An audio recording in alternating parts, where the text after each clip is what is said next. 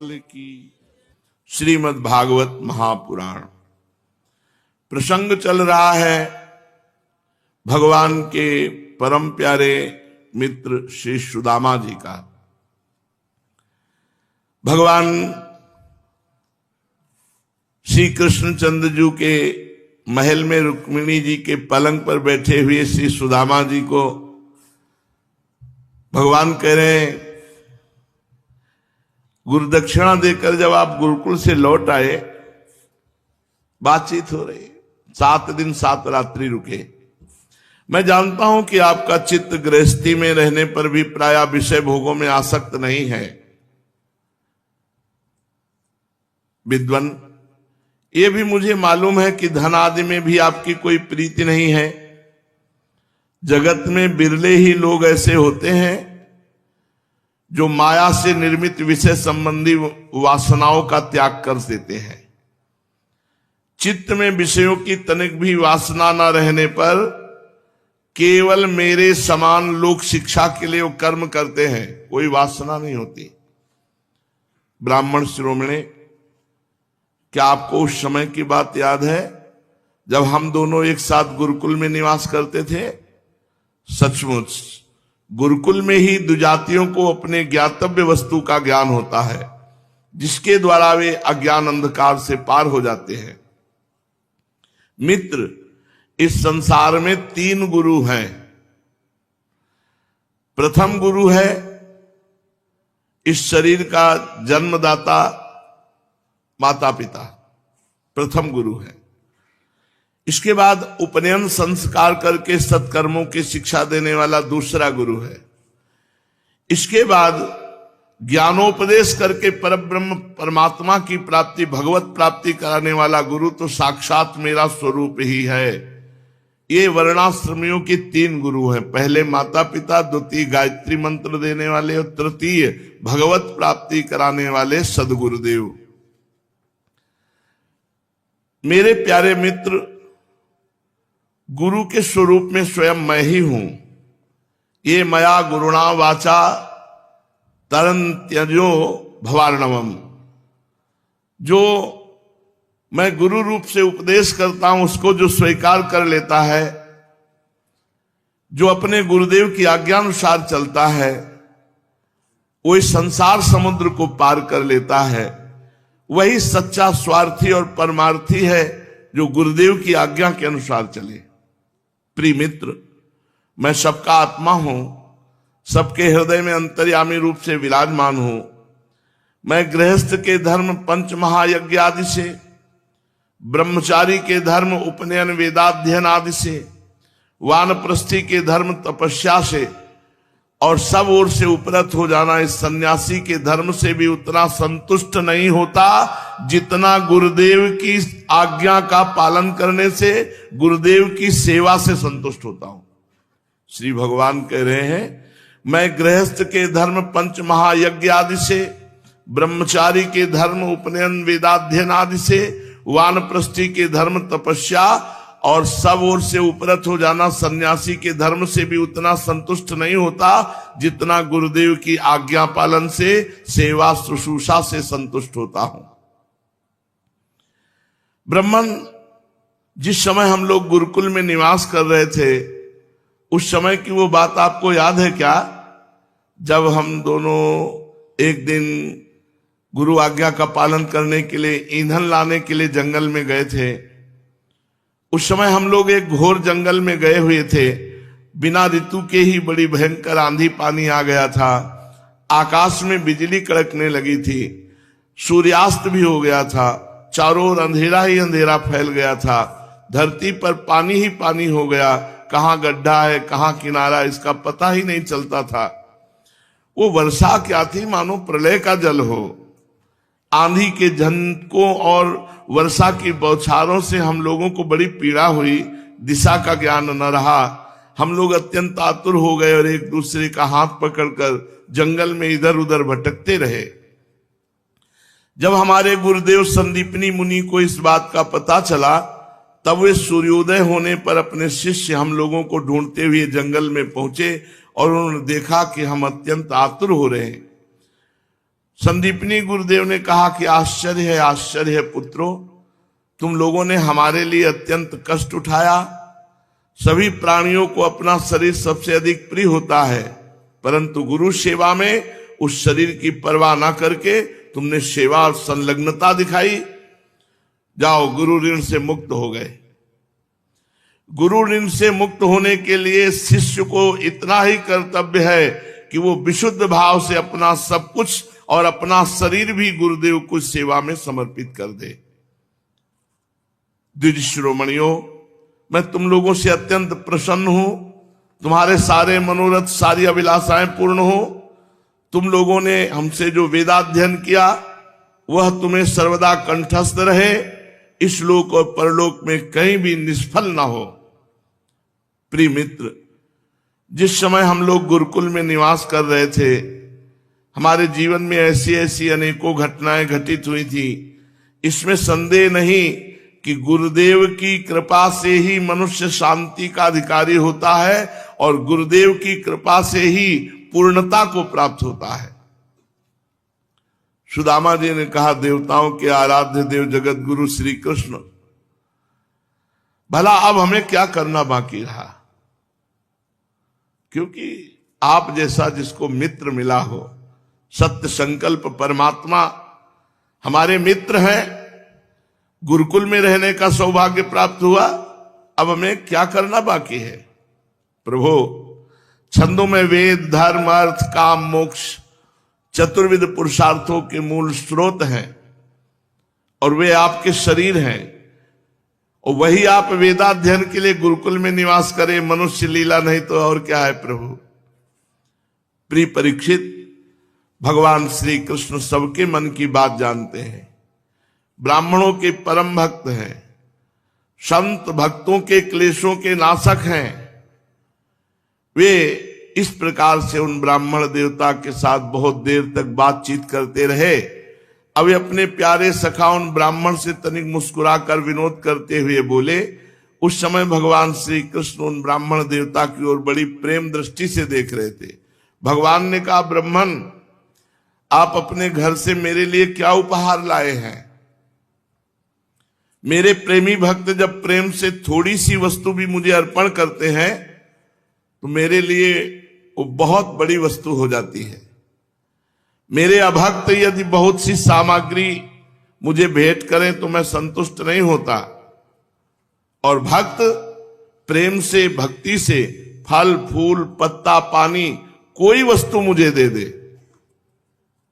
भगवान कह रहे, अण्वप्युपाहृतं भक्तैः प्रेम्णा भूर्येव मे भवेत्, भूर्यप्यभक्तोपहृतं नामे तोषाय कल्पते, पत्रं पुष्पं फलं तोयं यो मे भक्त्या प्रयच्छति, तदहं भक्त्युपहृतमश्नामि प्रयतात्मनः।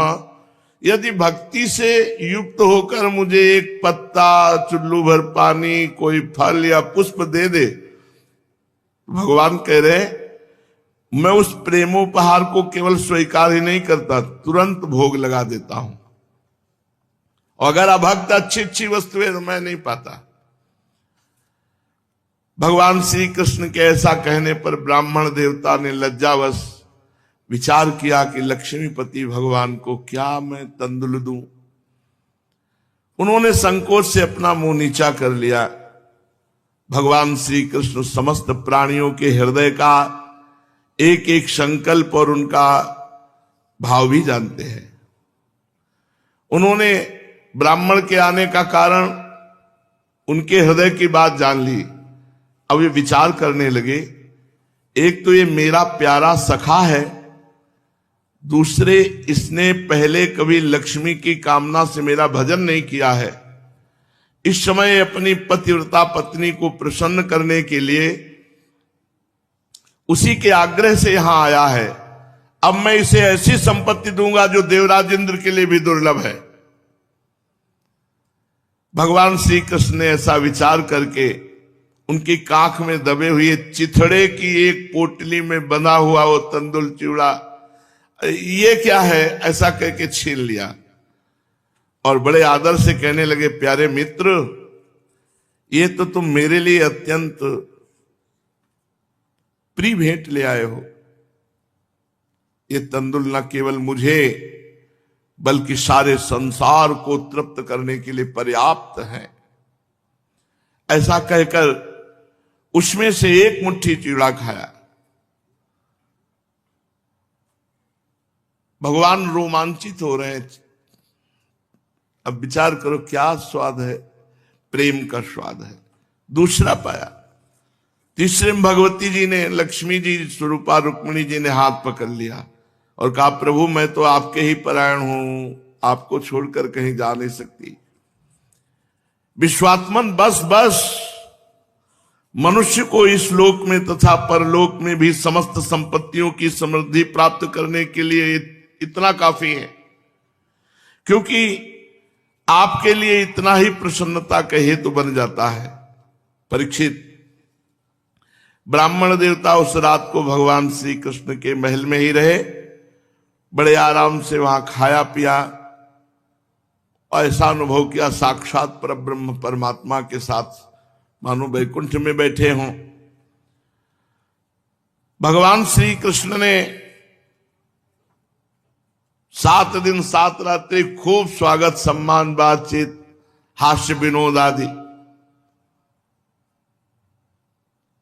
सुदामा जी ने कहा, प्रभु चलना चाहिए, अब कई दिन हो गए।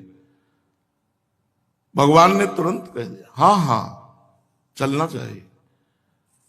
सुदामा जी अपनी चित्त की करतूत पर बड़े लज्जित हुए। मांगा नहीं कुछ, भगवान ने भी ऐसे कह दिया, हाँ हाँ। भगवान श्री कृष्ण की कृपा मनाते हुए, आनंद में डूबते उतराते हुए चल पड़े। भक्तमाल जी में लिखा, जब भगवान चले तो ऐसे मुट्ठी करके ऐसे चले, 2 मुट्ठी। सुदामा जी ने सोचा कि 2-4 असरफी इसमें 2-4 असरफी इसमें होगी, घर में जाएंगे तो खान पान की सारी व्यवस्था हो। भगवान ने कहा, इधर से आप चले जाइएगा और फिर आगे जाके मुड़ जाइएगा। सुदामा ने कहा, पता है हम चले जाएंगे, कुछ नहीं। भगवान ने 2 लोग की संपत्ति दे दी। प्रगट में नए कपड़े जो पहनाए थे वो भी उतरा लिए कि रास्ते में कोई आपको परेशान न करे, वो अपनी उठाओ, फटी वाली धोती उसी को पहन लो। सुदामा जी मन ही मन सोचने लगे, अहो कितने कृपालु भगवान है। उनको बुरा नहीं लगा प्रगट वाली लीला में। ओ आज मैंने देख लिया प्रभु की ब्राह्मण भक्ति। देखो, जिनके वक्षास्थल पर स्वयं लक्ष्मी जी विराजमान है, ऐसे विशाल वक्षास्थल से मुझ दरिद्र को आलिंगन किया मेरे प्रभु ने। सुदामा जी सोचते हुए वापस हो रहे, कहां तो मैं अत्यंत पापी दरिद्र और कहां लक्ष्मी के एकमात्र आश्रय भगवान श्री कृष्ण, परंतु उन्होंने ये मेरा मित्र है ऐसा समझकर अपनी भुजाओं से भरकर हृदय से लगाया। इतना ही नहीं, उन्होंने मुझे उस पलंग पर सुलाया जिस पर उनकी प्राण प्रिया रुक्मिणी जी शयन करती है, मानो मैं उनका सगा भाई हूं। कहां तक कहूं, मैं थका हुआ था तो स्वयं उनकी पटरानी रुक्मिणी जी ने अपने हाथों से चवर डुलाया, मेरी सेवा की और मेरे आराध्य देव, देवताओं के आराध्य देव, ब्रह्म ऋषियों के आराध्य देव होकर भी प्रभु ने मेरे पांव दबाए। कहां तक कहूं, अपने हाथों से भोजन खिलाया, अत्यंत सेवा शुश्रा की। स्वर्ग मोक्ष पृथ्वी रसातल की संपत्ति समस्त योग सिद्धियों की प्राप्ति का मूल श्री कृष्ण के चरणों की पूजा है और उन्होंने मेरे चरण दबाए। परम दयालु श्री कृष्ण ने बड़ी कृपा की, मुझे थोड़ा भी धन नहीं दिया, ये असीम कृपा की। सुदामा जी सोचते हुए चले जा रहे, क्योंकि मैं दरिद्र कहीं धन पा करके मतवाला हो जाए और प्रभु को भूल जाओ, इसलिए कितनी कृपा की, उन्होंने कुछ नहीं दिया। जय हो श्री कृष्ण की। इस प्रकार मन ही मन विचार करते करते ब्राह्मण देवता अपने नगर में आए। और जब वहां पहुंचे तो देखा कि सब सूर्य और अग्नि चंद्रमा के समान तेजस्वी महल, जैसे सूर्य चमके ऐसे महल चमक रहे, रत्न निर्मित महल, ठौर के ठौर चित्र विचित्र उपवन उद्यान, झुंड के झुंड रंग बिरंगे पक्षी कलरव कर रहे, सुंदर सरोवर, कुमुदिनी, श्वेत, नील, सौगंधिक भांति भांति के कमल खिले हुए हैं, और सब राजसी पोशाक धारण किए हुए स्त्री पुरुष बन ठन कर सेवा में लगे हैं। वो सुदामा जी सोचने लगे, ये मैं कहीं बावरेपन में पुनः द्वारिका तो नहीं आ गया, ये किसका स्थान है? ये तो मेरा ही स्थान है जहां मैं रह रहा था, पर ये ऐसा कैसे हो सकता है कि यहां तो दिव्य महल हैं। इस प्रकार सोच ही रहे थे कि देवताओं के समान सुंदर सुंदर स्त्री पुरुष बड़े सुंदर मंगल मृदंग आदि बजाते हुए, गीत गाते हुए, और उनकी पत्नी आरती लिए हुए आगे आई। तब उन्होंने देखा पंडिताइन हाथ तो बहुत हार वार धारण किए हुए हैं सुशीला जी, ब्राह्मणी अपार आनंद में फूली हुई है, जल्दी जल्दी घर से निकल करके, और ऐसी लग रही है मानो मूर्तिमान लक्ष्मी जी हो, दास दासियां सब मानो लक्ष्मी जी कमल वन से पधार रही हो। पति देव को देखकर खूब उत्कंठा, खूब प्रसन्न, आंसू छलक आए। ब्राह्मणी ने नमस्कार किया सुदामा जी को। सुदामा जी ने कहा, देवी सौभाग्यवती हो। तो उनका, प्रभु आप ही तो हमारे सुहाग हो। नहीं देवी, हमारी तो गरीबिनी ब्राह्मणी कहीं यही रहती थी, पता नहीं तुम कौन हो। क्योंकि सोने का हार और रत्नों के जटित सब आभूषण धारण किए हुए और आसपास देवांगनाओं के समान दिव्य सेविकाएं, सुदामा जी ने देखा कि पत्नी देदीप्यमान हो रही है, पतिव्रता तो थी, बहुत विस्मित हो गए। सुदामा जी की पत्नी सुशीला जी ने हाथ पकड़ा और महल की तरफ। देवराज इंद्र का निवास स्थान भी ऐसा नहीं जैसा सुदामा जी का। मणियों के खंभे, हाथी दांत के बने हुए और सोने से मढ़े हुए पलंग, दूध के फेन की तरह कोमल बिछौना, चवर लिए हुए दास दासियां खड़े हैं। यह है श्री कृष्ण की मित्रता का स्वरूप। स्वर्ण के जगह जगह सिंहासन रखे हुए, खाने को नहीं था, और उन सिंहासन में कोमल गद्दियां, ये कुर्सी प्लास्टिक की नहीं, सोने के सिंहासन जगह जगह रखे हुए, चंदोवे झिलमिला रहे, मोतियों की लड़ियां लगी, स्फटिक मणि के स्वच्छ दीवारें जिनमें पन्ने की पच्चीकारी की गई, रत्न निर्मित स्त्री मूर्तियों के हाथ में रत्नों के दीपक जगमग जगमग कर रहे। इस प्रकार समस्त संपत्तियों की समृद्धि देखकर प्रत्यक्ष कोई कारण न पाकर सुदामा जी विचार करने लगे, इतनी संपत्ति कहां से आ गई? मैं जन्म से ही भाग्यहीन दरिद्री, और मेरी संपत्ति समृद्धि का कारण क्या?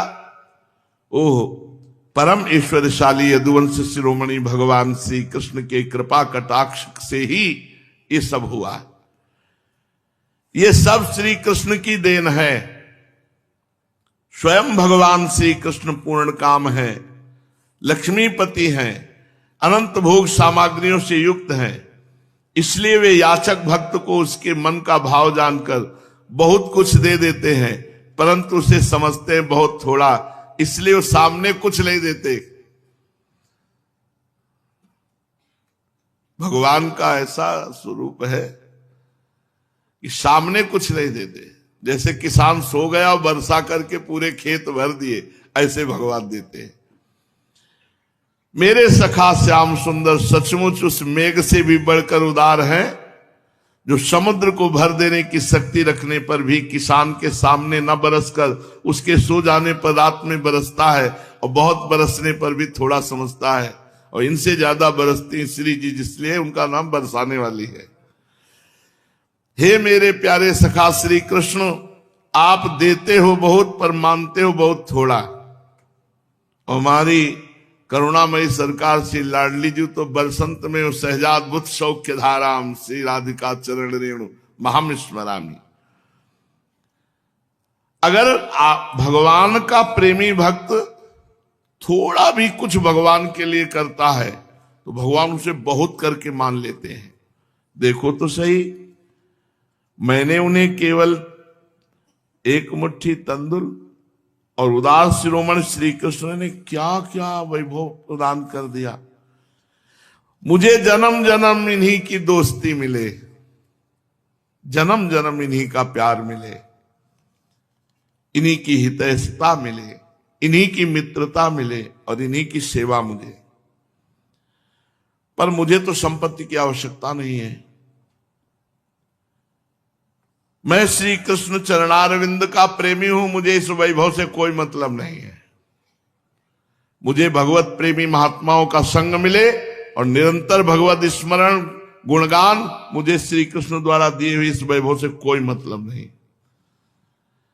अजन्मा भगवान श्री कृष्ण संपत्ति आदि के दोषों को जानते हैं। वे देखते हैं कि बड़े बड़े धनियों का धन और ऐश्वर्य के मध्य से पतन हो जाता है, इसलिए भगवान अपने भक्त के मांगते रहने पर भी धन संपत्ति नहीं देते, मांगने पर भी नहीं देते, क्योंकि पता है कि धन संपत्ति ऐश्वर्य आ जाएगा, मुझे भूल जाएगा और ऐसे आचरण करेगा जिससे इसका पतन हो जाएगा। बड़ी कृपा है श्री कृष्ण की भक्तों पर। परीक्षित अपनी बुद्धि से ऐसा निश्चय करके सुदामा जी भगवान के द्वारा दी हुई समस्त वैभव ऐश्वर्य संपत्ति से अनासक्त भाव रहे। सुदामा जी खुशी नहीं हुई, उनकी पत्नी तो खूब खुशी थी। सुदामा जी अनासक्त रहे और भगवत प्रसाद रूप विषय का सेवन करके रात दिन भजन में डटे रहे। देवताओं के भी आराध्य देव, भक्त भयहारी यज्ञपति सर्वशक्तिमान भगवान स्वयं ब्रह्म ऋषियों को अपना प्रभु मानते हैं, अपना इष्ट देव मानते हैं। इसलिए ब्रह्म ऋषियों से बढ़कर और कोई भी प्राणी जगत में नहीं है। भगवान श्री कृष्ण के प्यारे सखा सुदामा जी ने देखा कि यद्यपि भगवान अजित हैं, किसी के अधीन नहीं है, फिर भी वे अपने सेवकों के अधीन हो जाते हैं, सेवकों से पराजित हो जाते हैं। सुदामा जी रात दिन भगवान श्री कृष्ण के ध्यान में तन्मय हो गए। ध्यान के आवेग से उनकी अविद्या की गांठ कट गई और थोड़े ही समय में वो शरीर छोड़कर भगवान के दिव्य धाम, संतों के एकमात्र जो आश्रय हैं, उस परम धाम को प्राप्त किया। लोक में ऐसी संपत्ति दे दी कि देवराज इंद्र को भी दुर्लभ, और परलोक में परम पद प्रदान किया। परीक्षित, सुदामा जी के इस पावन चरित्र को जो सुनता है, जो गान करता है, उसे भगवान के चरणों में प्रेम भाव और कर्म बंधन से मुक्ति मिल जाती है। इसलिए खूब भगवान के चरित्र सुनो, भक्तों के चरित्र सुनो, नाम जप करो, प्रभु से प्रार्थना करो कि वो आपको बल दें और गंदे आचरणों से बच जाओ। अगर गंदे आचरणों से बचकर भजन करोगे तो थोड़ा जल्दी आनंद का अनुभव आने लगे। गंदे आचरण करोगे तो पहले भजन इतना बढ़े कि तुम्हारे गंदे आचरणों को छुड़वावे, तब आनंद आएगा। तो हम भगवान से प्रार्थना करें कि चाहे जितना हमें दुख देना, आपका स्मरण न छूटे, आपका लीला गुणगान न छूटे। चाहे जितना दुख देना, सुख की तो हम मांगे नहीं कर रहे, पर ये कभी न छूटने पावे कि आपको भूल करके हम संसार के चिंतन में लग गए। तो सुदामा जी इस जगत में यश को, कीर्ति को, वैभव को प्राप्त हुए और फिर शरीर छोड़कर भगवान के नित्य धाम को गए। और जो ये चरित्र सुनेगा वो भी नित्य धाम को प्राप्त होगा, कर्म बंधन क्षीण हो जाएंगे और भगवान के चरणों में अविरल भक्ति प्राप्त होगी। शेष